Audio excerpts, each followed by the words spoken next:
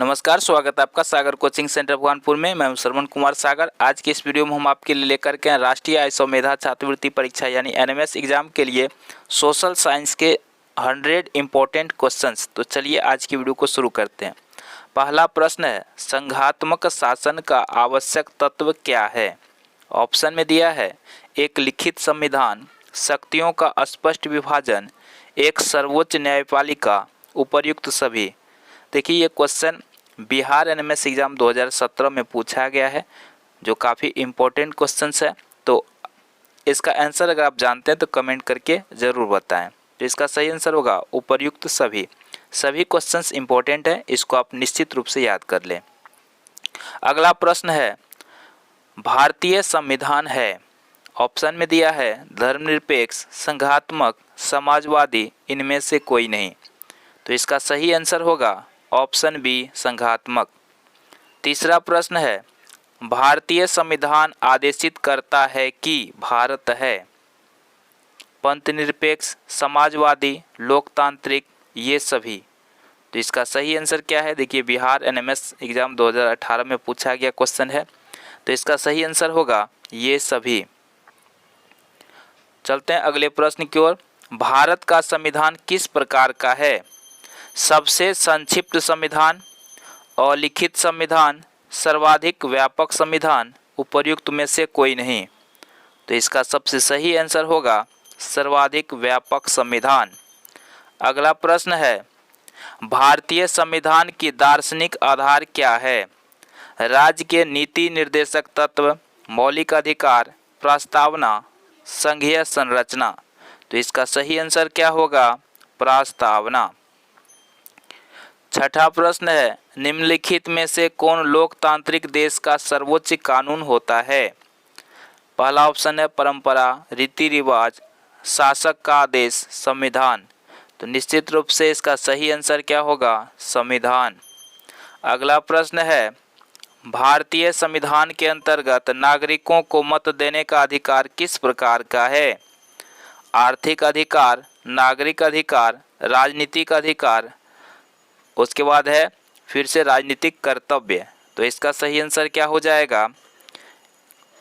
नागरिक अधिकार। अगला प्रश्न लेते हैं, मौलिक कानूनों का समुच्चय जिनके अनुसार कोई शासन कार्य करता है, इसको क्या कहा जाएगा? कानून, संशोधन, संविधान, प्रस्तावना। तो इसका सही आंसर क्या है? संविधान। अगला प्रश्न है, वयस्क मताधिकार का आधार है लोकतंत्र, तानाशाही, निरंकुश तंत्र, साम्यवाद। तो इसका सही आंसर क्या होगा? लोकतंत्र। क्वेश्चन नंबर 10 देखिए, भारतीय संविधान के किस में मौलिक अधिकारों का वर्णन है? यानी किस अनुच्छेद या किस भाग में कह सकते हैं मौलिक अधिकारों का वर्णन है?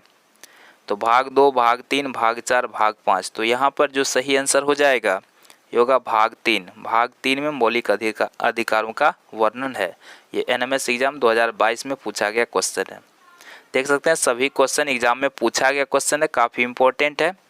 भारतीय संविधान में कितने वर्ष के सभी भारतीय नागरिकों को वोट देने का अधिकार देता है? तो इसका सही आंसर क्या होगा? चलिए इसका सही आंसर होगा 18 वर्ष। अगला प्रश्न है, निम्नलिखित में से कौन मौलिक अधिकार नहीं है? धार्मिक स्वतंत्रता का अधिकार, शोषण के विरुद्ध अधिकार, संपत्ति का अधिकार, संवैधानिक उपचारों का अधिकार। तो इसमें से आपको पता है संपत्ति का अधिकार जो है मौलिक अधिकार नहीं है। क्वेश्चन नंबर 13 में है, संविधान के द्वारा प्रत्याभूत अधिकार कहलाता है सरकारी अधिकार, ऐच्छिक अधिकार, आर्थिक अधिकार, मौलिक अधिकार। क्या बोलते हैं इसको? इसको बोलते हैं मौलिक अधिकार। चलते हैं अगले प्रश्न की ओर। अगला प्रश्न है, मौलिक कर्तव्य का कौन सा अनुच्छेद हमारी समग्र संस्कृति की संपन्न विरासत और सम्मान करने से संबंधित है? तो कौन सा हो जाएगा? अनुच्छेद 51 क। अगला प्रश्न देखिए, राज्य विधानमंडल में विधान परिषद को कहा जाता है? विधान परिषद को कहा जाता है उच्च सदन, निम्न सदन, बड़ा सदन, इनमें से कोई नहीं। तो इसका सही आंसर क्या है? विधानमंडल को क्या बोलेंगे? उच्च सदन बोला जाता है ना। तो ऑप्शन नंबर ए इसका सही आंसर हो जाएगा। इसी तरह से अगला प्रश्न है, धन विधेयक के संबंध में विधान परिषद कितने दिनों का समय लेती है? तो आपको बता दें विधान परिषद 14 दिन का समय लेती है, ऑप्शन ए सही है। क्वेश्चन नंबर 17 में है, विधानसभा के अध्यक्ष का कार्यकाल होता है। तो विधानसभा के अध्यक्ष का कार्यकाल कितना होता है? 5 वर्षों का होता है, ऑप्शन बी सही है। राष्ट्रपति राज्यसभा के कितने सदस्यों को मनोनीत करता है? देखिए ये 2017 में पूछा गया क्वेश्चन है, तो इसका सही आंसर क्या होगा? इसका सही आंसर होगा ऑप्शन डी, 12 सदस्यों को मनोनीत करता है। इसी तरह से अगला प्रश्न है, राज्यपाल की नियुक्ति कौन करता है? राष्ट्रपति, सर्वोच्च न्यायालय का न्यायाधीश, मुख्यमंत्री, इनमें से कोई नहीं। क्या हो जाएगा? राज्यपाल की नियुक्ति राष्ट्रपति करता है, ऑप्शन ए सही है। क्वेश्चन नंबर 20 में है, संसदीय कार्यवाही का मुख्य हिस्सा निम्नलिखित में से कौन नहीं है? क्या हो जाएगा? संगठन बनाना संसदीय कार्यवाही का हिस्सा नहीं है, ऑप्शन सी बिल्कुल सही आंसर है। इसी तरह से अगला प्रश्न है, लोकसभा और राज्यसभा की संयुक्त बैठक कौन बुलाता है? तो इसका जो संयुक्त बैठक बुलाता है वो राष्ट्रपति ही बुला सकता है, तो ऑप्शन सी सही आंसर है। चलिए क्वेश्चन नंबर 22 में है, निम्नलिखित में से कौन सरकार का अंग नहीं है? क्या हो जाएगा? भारत का चुनाव आयोग सरकार का अंग नहीं है, ऑप्शन डी बिल्कुल सही आंसर है। चलते हैं अगले प्रश्न की ओर। संसदीय शासन व्यवस्था में कार्यपालिका संवैधानिक एवं नाममात्र का प्रधान होता है। राष्ट्रपति, प्रधानमंत्री, मंत्रिपरिषद, इनमें से कोई नहीं। क्या हो जाएगा? राष्ट्रपति। नाममात्र का प्रधान होता है राष्ट्रपति। क्वेश्चन नंबर 24 में, किस सदन को संसद का निम्न सदन कहा जाता है? तो निम्न सदन किसको कहते हैं? लोकसभा को निम्न सदन कहते हैं और राज्यसभा को उच्च सदन कहते हैं। तो यहाँ पे निम्न सदन पूछा है तो लोकसभा हो जाएगा। भारत के राष्ट्रपति की स्थिति कैसी होती है? कैसा होता है? नाममात्र का प्रधान होता है। असली शक्ति तो प्रधानमंत्री के पास होता है। अगला प्रश्न देखिए, भारत के प्रथम राष्ट्रपति कौन थे? भारत के प्रथम राष्ट्रपति कौन थे? डॉक्टर राजेंद्र प्रसाद। भारत के प्रथम शिक्षा मंत्री कौन थे? चलिए बता सकते हैं आप, मौलाना अबुल कलाम आज़ाद। चलिए अगला प्रश्न लेते हैं, सर्वोच्च न्यायालय के न्यायाधीशों की नियुक्ति कौन करता है? तो राष्ट्रपति करता है, ऑप्शन ए सही है। परमादेश लेख जारी किया जा सकता है, क्या हो जाएगा? केवल सर्वोच्च न्यायालय द्वारा, ये सही है। केवल उच्च न्यायालय द्वारा, ये भी सही है। तो ऑप्शन नंबर सी हमारा क्या हो जाएगा? सही आंसर, क्योंकि दोनों सही है तो ए और बी दोनों हो जाएगा। क्वेश्चन नंबर 30 में है, सर्वोच्च न्यायालय का न्यायाधीश किस उम्र में सेवानिवृत्त होता है? 65 वर्षों में, ऑप्शन सी बिल्कुल सही आंसर है। चलिए अगला प्रश्न लेते हैं, निम्नलिखित में से सरकार का कौन सा अंग भारतीय संविधान का संरक्षक है? तो क्या हो जाएगा? न्यायपालिका। चलते हैं अगले प्रश्न की ओर, भारतीय संविधान का संरक्षक कौन है? तो भारतीय संविधान का संरक्षक क्या हो जाएगा? सर्वोच्च न्यायालय। भारतीय संविधान के अंतर्गत पुनर्विलोकन शक्ति किसको प्राप्त है? क्या हो जाएगा? केवल उच्चतम न्यायालय को। अगला प्रश्न है, निम्नलिखित में से कौन भारतीय संसद का अंग नहीं है? तो यहाँ पर कौन सा भारतीय संसद का अंग नहीं है ये पूछा गया। क्या हो जाएगा? न्यायपालिका भारतीय संसद का अंग नहीं है। निम्नलिखित में से कौन उपभोक्ता सहकारी समिति की विशेषता नहीं है? क्या हो जाएगा? जातिवाद का महत्व, ऑप्शन सी सही है। सहकारिता का संगठन है, ऐच्छिक संगठन है यह, ऑप्शन ए बिल्कुल सही है। अगला प्रश्न, कुपोषण रोकने के लिए काम कर रहे अंतर्राष्ट्रीय संस्थाएं निम्न में से कौन सी है? क्या हो जाएगा? यूनिसेफ। चलते हैं अगले प्रश्न की ओर। क्वेश्चन नंबर 38 में, पंचायती राज व्यवस्था को किस संवैधानिक संशोधन द्वारा प्रवृत्त किया गया था? तो यहाँ पर इसका सही आंसर हो जाएगा ऑप्शन डी, 73वां संशोधन। राज्य की कार्यपालिका का वैधानिक प्रधान कौन होता है? राज्यपाल होता है। और यहाँ पे वैधानिक प्रधान कौन होगा, राज्यपाल, और जो कार्य करते हैं वो मुख्यमंत्री करते हैं। ठीक है, तो यहाँ पे वैधानिक यानी संवैधानिक कह रहा है तो राज्यपाल हो जाएगा। चलिए, उसके बाद है भारतीय संविधान में नागरिकों के मौलिक कर्तव्य निहित हैं। किस में है, किस अनुच्छेद में है तो और या किस भाग में है, तो इसका सही आंसर हो जाएगा होगा संविधान के भाग 4A में। भारत में प्रजातंत्र की सफलता के लिए आवश्यक कारक हैं। क्या हो जाएगा, शिक्षा का प्रसार तो होना ही चाहिए, सामाजिक न्याय, राजनीतिक चेतना, यानी कि उपर्युक्त सभी इसका सही आंसर हो जाएगा ऑप्शन डी। राज्य सरकार का संवैधानिक प्रमुख कौन है, क्या हो जाएगा, संवैधानिक प्रमुख कौन होता है राज्य सरकार का, राज्यपाल होता है।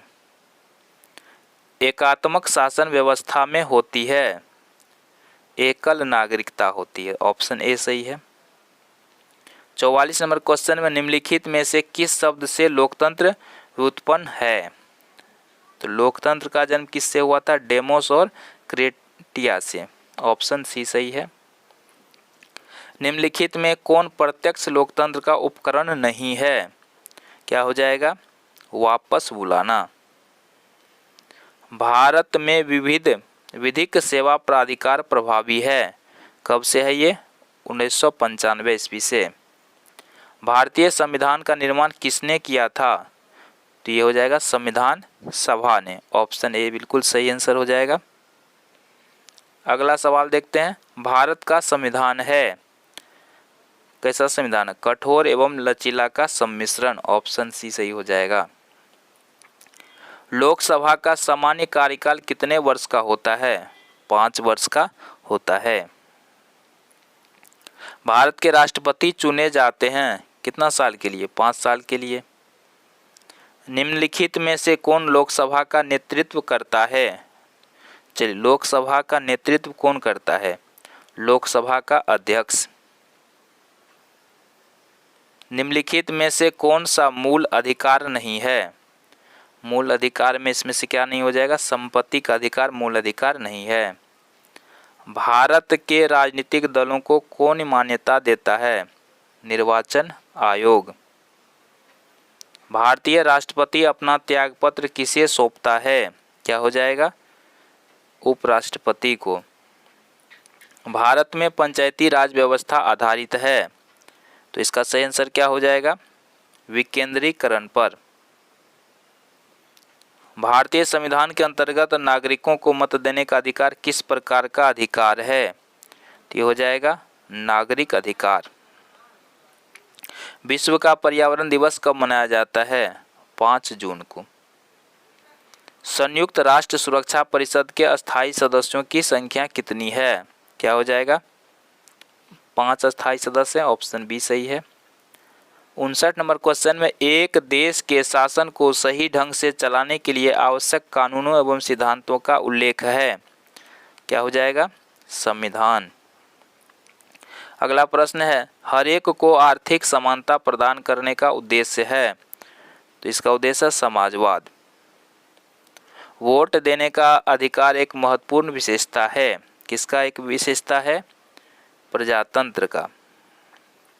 निम्नलिखित में से कौन सा अंग कानून बनाने का काम करता है, यानी कानून बनाता है, क्या हो जाएगा, विधायिका। संसद का उच्च सदन किसको बोलते हैं, राज्यसभा को बोलते हैं। बहुमत दल का प्रधान कौन होता है, प्रधानमंत्री होता है, ऑप्शन सी सही है। निम्नलिखित में कौन भारत के राष्ट्रपति द्वारा नियुक्त नहीं होता है, नहीं का बात कर रहा है, क्या होगा, मुख्यमंत्री, क्योंकि राज्यपाल के द्वारा होता है। भारतीय राष्ट्रीय एकीकरण में कौन सा निम्नलिखित तत्व बाधक है, क्या बाधक है, क्षेत्रीयतावाद। अगला प्रश्न है, भारत में प्रजातंत्र की सफलता के लिए आवश्यक कारक है, क्या हो जाएगा, उपर्युक्त सभी। राज्य की कार्यपालिका का वैधानिक प्रधान कौन होता है, देखिए कई बार ये क्वेश्चन रिपीट हुआ, 2015 में भी आया था, राज्यपाल होगा इसका आंसर। निम्नलिखित में कौन सी विशेषता भारतीय संविधान की नहीं है, तो ये हो जाएगा राष्ट्रपति शासन व्यवस्था, ऑप्शन सी सही है। लोकसभा और राज्यसभा की संयुक्त बैठक कौन बुलाता है? 2014 में पूछा गया क्वेश्चन है, तो इसका आंसर पहले भी बताएं इसी वीडियो में, राष्ट्रपति होगा। इसी तरह से अगला प्रश्न है, योजना आयोग का अध्यक्ष कौन होता है? क्या हो जाएगा? प्रधानमंत्री। निम्न में से कौन राज्य के नीति निर्देशक तत्व के अंग हैं? तो कौन सा हो जाएगा? कार्य का अधिकार। चलिए अगला प्रश्न है, भारत का प्रधानमंत्री इसमें से कौन होगा? लोकसभा में बहुमत दल के नेता द्वारा, ठीक है, बहुमत दल के द्वारा चुना जाता है भारत का प्रधानमंत्री, ऑप्शन सी सही हो जाएगा। चलिए क्वेश्चन नंबर 74 में निम्नलिखित में कौन मौलिक कर्तव्यों की श्रेणी में नहीं है? मौलिक कर्तव्यों की श्रेणी में कौन सा इसमें से नहीं है? राष्ट्रीय महत्व के स्मारकों एवं स्थलों का संरक्षण करना। चलते हैं अगले प्रश्न की ओर। आधुनिक प्रजातंत्र जाना जाता है किसके रूप में? जनता का प्रजातंत्र के रूप में। अगला प्रश्न है, एक एकात्मक शासन व्यवस्था में होता है, कितना होता है? एक स्वतंत्र न्यायपालिका। किस वर्ष संयुक्त राष्ट्र संघ ने मानवाधिकार की घोषणा की? तो ये हो जाएगा 1948 में। संविधान का कार्य है सरकार को नियंत्रण में रखना। निम्नलिखित में कौन सा अधिकार अब मूल अधिकारों में नहीं आता है? संपत्ति का अधिकार। संसदीय सरकार में कार्यपालिका किसके प्रति उत्तरदायी है? व्यवस्थापिका के प्रति। भारत का संविधान किस प्रकार का है? बताइए किस प्रकार का संविधान है? सर्वाधिक व्यापक संविधान। नीति निर्देशक तत्वों का लक्ष्य किस प्रकार के राज्य की स्थापना करना है? क्या हो जाएगा? लोक कल्याणकारी। मंत्रिमंडल का प्रमुख कार्य है उपर्युक्त सभी। विधि के शासन का अर्थ है कानून के सामने सभी नागरिकों की समानता। अगला प्रश्न है, राज्यों में संवैधानिक तंत्र विफल होने पर राष्ट्रपति किस धारा के अनुसार राष्ट्रपति शासन लागू कर सकता है? धारा 356। अगला प्रश्न है, भारतीय संविधान की प्रस्तावना में धर्मनिरपेक्ष शब्द किस संशोधन द्वारा जोड़ा जाता है? क्या हो जाएगा? 42वें संशोधन। इसी तरह से आगे जो प्रश्न है, भारत के राष्ट्रपति कौन है? द्रौपदी मुर्मू। ठीक है, आगे जो भी क्वेश्चन है इसका आंसर आप कमेंट बॉक्स में दे सकते हैं। बहुत सारा क्वेश्चन आपको बता दिए हैं तो निश्चित रूप से आपको याद होगा। चलिए देख लीजिए, क्वेश्चन आप पढ़ सकते हैं और इसका आंसर आप कमेंट बॉक्स में दे सकते हैं। जैसे कि भारतीय संविधान कब लागू हुआ? 26 जनवरी 1950 को। ठीक है, भारतीय संविधान बनने में कितना समय लगा था? 2 वर्ष 11 महीना 18 दिन। ठीक है, इसी तरह से जो है कौन सा हो जाएगा? अस्पृश्यता, ये हो जाएगा अनुच्छेद 17 में। ठीक है, तो इस सब सवाल का आप आंसर कमेंट बॉक्स में दे सकते हैं। ठीक है, देख सकते हैं ये क्वेश्चन सब है, इसका आंसर आपको कमेंट बॉक्स में देना है। ठीक है, आज का वीडियो कैसा लगा कमेंट करके आप हमें बता सकते हैं और इन सभी क्वेश्चन को आप निश्चित रूप से याद कर लीजिए तो आपकी सफलता निश्चित हो जाएगी।